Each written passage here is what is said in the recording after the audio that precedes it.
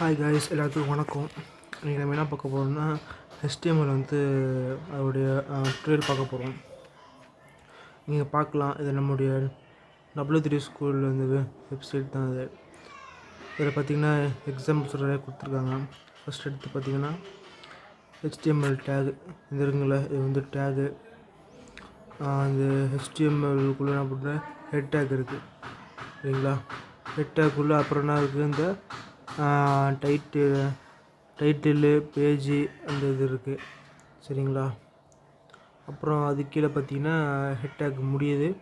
அப்புறம் பாடி take start ஆகுது. அதுக்குள்ளே பாடி டேக்குள்ளே H1 டேகு, P டேகு நான் போட்டாங்க. H1 எதுக்குன்னா H1லேருந்து H6 வரைக்கும் இருக்கும்.